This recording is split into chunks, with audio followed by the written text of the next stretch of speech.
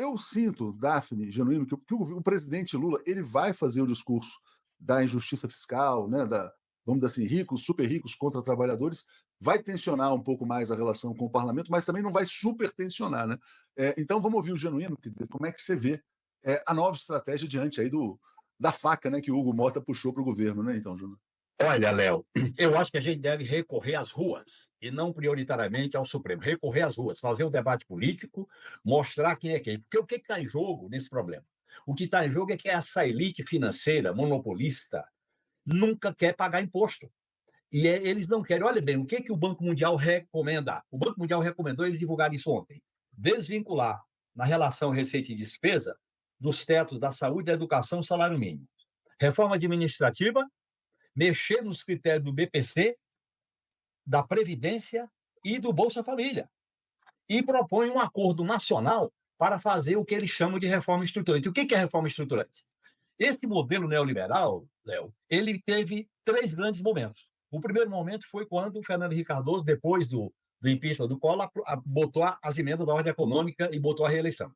O segundo momento foi o golpe de 2016, com a mudança na legislação trabalhista, nos fundos públicos, na mudança da lei da partilha, no caso do pré-sal, projeto do Serra, e a questão do teto de gastos, da austeridade fiscal. E o terceiro é agora que eles querem.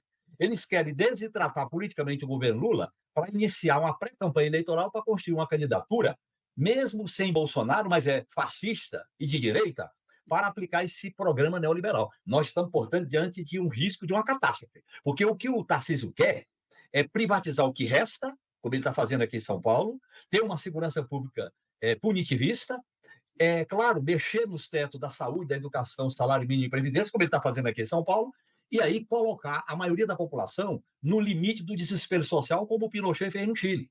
Então, essa é a questão estratégica. E o governo Lula, e eu comentei várias vezes isso aqui, Léo, contigo, com a Daphne, quando você governa nos marcos dessa ordem neoliberal, ou você enfrenta ela a partir de uma pauta popular, ou você é cooptado por ela. E aos olhos da população, você é identificado como status quo.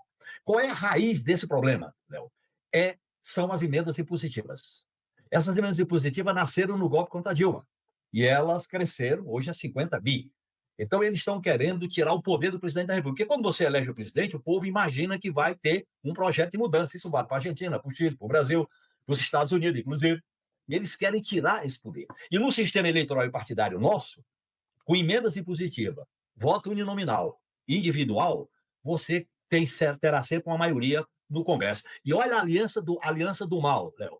Numa ponta você tem o orçamento individualizado com emendas para condomínio, para fazendas, etc. E na outra ponta você tem o sistema financeiro, os administradores de ativos, que constroem em torno da dívida pública uma bolha.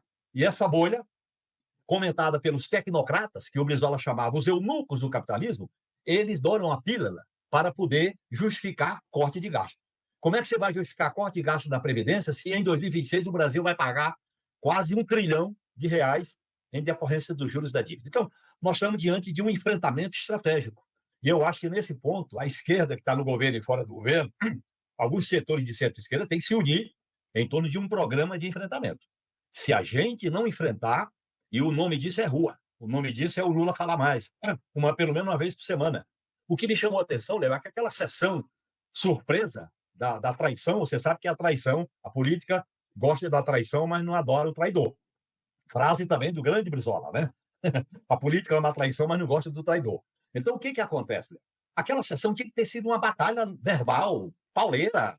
Nós temos que fazer enfrentamento, como aquela sessão com a Haddad, com a Marina. Está faltando combatividade, está faltando sangue nos olhos desse grupo, que se for 100 deputados, são 100 deputados. Não, Genuíno. E tem deputados combativos, né? Eu vou te passar, Daphne, só para me despedir aqui.